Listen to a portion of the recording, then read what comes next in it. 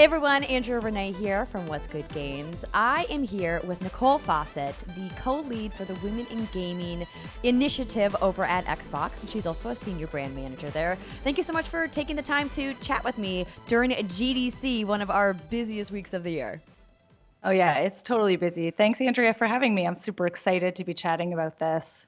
So this year, I brought Christine Steimer and Brittany Brombacher, my two coworkers here at What's Good Games, to their first Women in Gaming event at GDC. This year was my 8th time going, and it's one Wow. of my favorite events to go to every year because getting to hear from some of the leaders in our industry, women who have decades of experience, while simultaneously meeting some young women who are getting into video games and it's like their first year. Seeing the dichotomy of that is always so incredible. How long have you been working on the Women in Gaming initiative?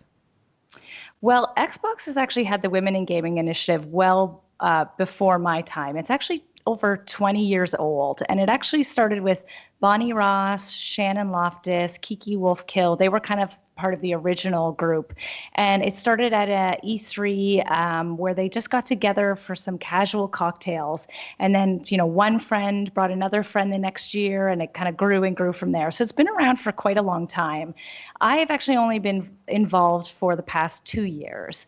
And in that time, I've really focused on trying to broaden it and make it a brand at Xbox and, in the industry, something that people know about and get excited about coming to our events and being a part of, and really kind of taking it from that internal organization to something that's more industry wide.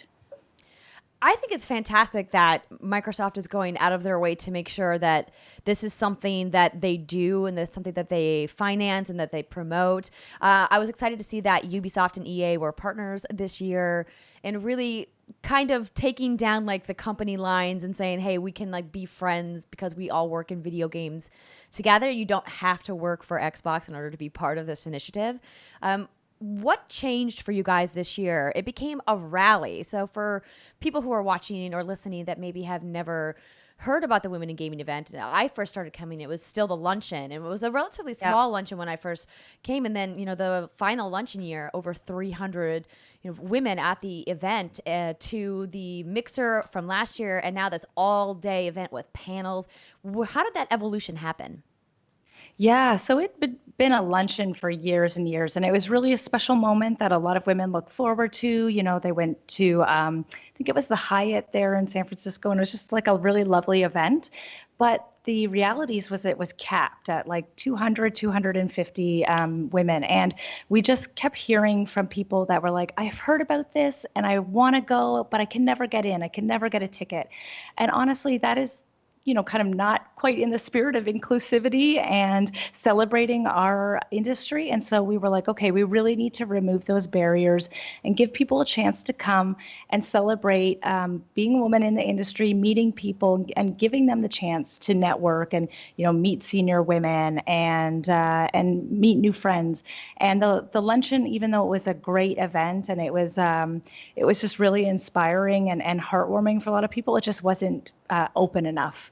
So this year we went big and we decided, you know what, we're going to try something totally new. We're going to move to the Jewish Museum, which has a fantastic venue. And it's just a beautiful, beautiful, beautiful space. And we're going to keep it open all day long and we're going to see what happens. And it really was a learning year for us. And we had about 800 people come through the doors on Wow, that's Tuesday. crazy. I know, it's insane. And so trust me, like I had nightmares like keeping me up at night that nobody was going to come to this thing. But yeah, we really wanted to keep it as inclusive as possible. It was a drop in, drop out format. So, there's so much going on at GDC, and, we didn't want to take people away from the stuff that they were there for. So they could come in, for a session, get something to eat, drop out, go back to GDC, come back later for the rally. And it really seemed to work. And then, as you said, with, partnering with Ubisoft and EA, they were amazing partners. And a lot of that has just come out of, organic friendships that we've made in the industry. It's a very small industry, especially, amongst women. We kind of know a lot of each other. That's very And true. exactly. And so a lot of it was just, my friend at Ubisoft, Heather Steele, she works in the Toronto studio. She was just like, hey, we really want to be part of this. And this is something we've been trying to do. And, let's get this together. And so same with EA. And were able to have those conversations and really just strip away a lot of any sort of bureaucratic or corporate red tape and just say, you know what, this is in the spirit of women coming together.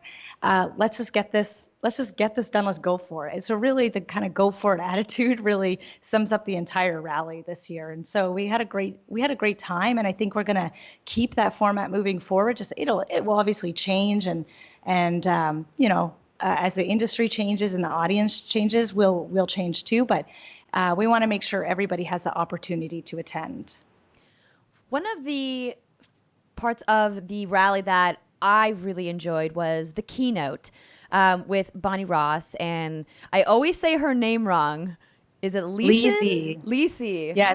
So Yeah, Lisi Kane. she was wonderful, and hearing her story about where she got started and the work that she's doing with the Geek Girl Academy and the women that she's working with in Australia was really interesting to me, because I think it's something that a lot of people forget about, that when we were young women, we were never encouraged to take on science roles or math roles or computer programming roles. I mean, computer programming was really just starting to become a thing that they were teaching in schools while I was coming up. And really kind of hearing the backstory about like why it's so important to get in at a young age with girls who are even as young as 5 years old, to say like, hey, have you thought about science? Have you thought about computers? And I thought that her story and the work that she's doing was really inspiring. Had you worked with her previously? No, we actually hadn't worked with her. Lisi actually was a panelist idea that kind of came from, as we looked through women in the industry, we were seeing, there's lots of women in senior roles that have amazing stories about their legacy and how the industry has changed. But she kind of was she's a triple threat, right? She's a producer at a video game company.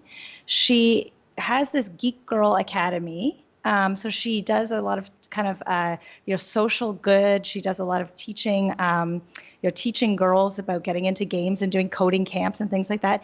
And she's also just a very well-established speaker, and does like a lot of keynotes and a lot of great exposure out there in the industry, champion for diversity. And that kind of trifecta of all those things kind of coming together in her she just was a perfect choice for us. And again, the kind of combination of her and Bonnie together, that kind of two different generations, but still united over the same, a quest for diversity, or, kind of making sure that we're putting, women at the center. That was really important to us as well. And I thought they had a really great chemistry. I thought they were really kind of had neat little parallels in their lives. And so, yeah, the keynote just kind of happened to fall together quite naturally. And she's just I kind of call her a sparkler. She's just a sparkler of a person. She's just great to listen to. She's so upbeat and positive. And she's, she comes from Australia, which is a very small market, but it's very universal in what she deals with, and it can be applied to the same things that, is happening here in the US or Canada or over in EMEA. And yeah, she's just an awesome lady. I thought it was very interesting hearing Bonnie talk about the enormous amount of research and data that Microsoft as a company does about women in these, science, these STEM fields, and how that there's been certain trends that are emerging. And, you showed a video during the presentation kind of running over some of these stats. How have you and Microsoft as a company really taken some of those learnings and tried to apply them to new hiring practices, or trying to make sure that your teams are as diverse as possible? Yeah, I mean, there's a lot of work going on in the diversity and inclusion field at Microsoft, and especially for women. And at Xbox, it's a few things. So in terms of young girls, we partner with Girls Make Games. We have that game camp that takes place on campus every year, and a lot of the women in gaming team are actually the volunteers and mentors that show up every day, along with obviously the Girls Make Game Camps counselors. So we try to kind of put ourselves into action in terms of being seen by these girls and showing them that, hey, we're real women that work in this industry. Right. And I think that's really important, right? It's not just them going and talking to counselors or, teachers. They need to see that there's women that are here. This is their job. So there's part of that. There's absolutely, on the Microsoft side, we fund a lot of money into advertising, about our STEM initiatives. We do full out campaigns about, girls getting into STEM. So we take a really strong advocacy role. On the recruiting side, I can't hugely speak to it because I don't really work so much in HR, but, it was really important for us to have, HR and recruiting come to our rallies, as well as, women in gaming. Also, we make up, even though we're this kind of internal organization, we try to feed into a number of pipes that are going on in the Xbox world, whether it's, helping with specific product or content, or engaging directly with our, our recruiting counterparts on where they need to be. We talk a lot about Grace Hopper with them, as well as E3 and the type of women that they can be talking to at those events. How to network, how to recruit, is very different for women versus men. Absolutely. How you present the company. And so we definitely try to inform their approaches that way as well. And that's the cool thing about, women in gaming and the kind of diversity initiative is it's not even really an initiative. It's a value, right? It's a value that we hold at Xbox, and it's something that we seek out, others seek out, and we try to infuse into kind of everything that we're doing in our day-to-day jobs. I think it's absolutely fantastic that you guys are doing this, and this has been an ongoing program for you. So when we started What's Good Games, it was a big thing for us as an all-female team that we never wanted to be labeled as like a girl gaming podcast. Not that there's anything wrong with that or women who choose to identify that way, but we really wanted to focus on our many years of experience working in the video games business. But I was thinking about this while I was at the rally during the keynote, and I almost asked for the microphone to ask this question, but I was like, no, I'm gonna let all the developers actually ask their questions. But so I wanted to ask you, how do you balance this idea of wanting to own being a woman and everything that comes along with that, whether it be femininity or a sense of pride or passion or whatever that identifies to you, while also recognizing, like, I want to also make sure that people recognize that I'm getting to where I am, and the women in our industry have earned their roles because of their skills. Because I feel like it's something personally that I struggle with a lot. Yeah, I hear that a lot from women as well, and I get it. Like, I love what you guys do, and it's about normalizing the behavior, right? Like normalizing that it's not weird that there's 4 women hosting a game show. You're not this kind of unique, specific niche that isn't for the general gaming population. Like shouldn't matter that you're women talking about games, and I think that is. Like that's the dream, that's the goal, Right. But where we are, right? But where we are today, unfortunately, the numbers just don't reflect that experience. And also the way we work in our industry and I don't want to go into a negative place, but the things that happen to women still don't reflect that general consensus that it's normal to be a woman in games, or it's normal for women to like games. And it's awesome that the world is getting there. And, I hear lots of arguments that are like, it shouldn't matter. You're right. It shouldn't matter. But man, there are some pretty hefty milestones that women still have to climb and overcome in terms of being heard, having a valid voice at the table, getting into leadership roles, just being taken seriously, not being targeted online, like all those things. That's the world that I want to live in, where it doesn't matter. My gender really doesn't matter to my job. But we're not there yet. And there's a lot of Sadly. work that still has to be done. I know, sadly. And I think that's why, the rally still exists. And I think that's why we kind of still have to do a lot of work to build ourselves up as a community, that we do have worth, we do have value. There are amazing women doing stuff. We have to tell our own stories, because for a long time nobody was telling those stories for us. And we still have to encourage that mindset.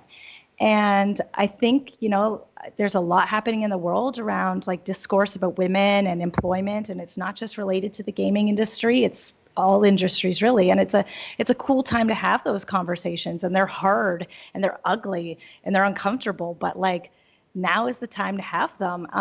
And so that's exciting. And it feels like we can get to this place where it doesn't matter that we're women.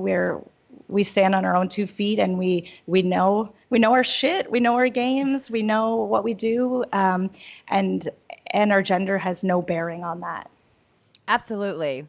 Amen to that. I get asked all the time, as I'm sure you do, like, is it actually getting better? And I am so happy to know that it is. While obviously we all agree we have a long ways to go, it is getting better, and that is hopeful, not just for people like you and me, but for the millions of young women out there who are looking at jobs in this business and going, I want to do it, but I'm kind of afraid. So if people are listening and they want to get involved, or they want to learn more about what you guys are doing with women in gaming, where can they go? Yeah, so we're really active on Twitter, so you can follow us at Women in Gaming. And we typically post, if we're doing events or things that are going on inside Xbox. We're also, again, very industry agnostic. So we post any job postings that we see from other studios, or, we're seeing apprenticeships or scholarships. We're very good at like trying to bubble up that so that women can have some exposure to that. So follow us on Twitter. And then we're also on Instagram, same, at Women in Gaming. Wonderful. Do you guys have any other events coming up in the future? We're trying to get something together for E3, so definitely stay tuned for that. Our events are largely industry focused, but at the same time, we kind of welcome everybody. So, if you're a streamer or you're a consumer and you happen to be at E3, we're a really welcoming group of gals, so definitely feel free to come on by. So stay tuned to something like that. And then, of course, we will most likely be at GDC again next year with kind of the next round of the rally and what that looks like. So we're here to stay, and we've got lots of fun stuff planned. Well, Nicole, I could just sit and chat with you all afternoon, but I know that you're a busy woman, and I have to let you go. But thank you so much for taking the time to chat with us, and thanks to everybody for listening. Please do go follow Women in Gaming on Twitter. I love seeing all the stuff that you guys post there. And have a great afternoon. Thanks, you too. Thanks for having me.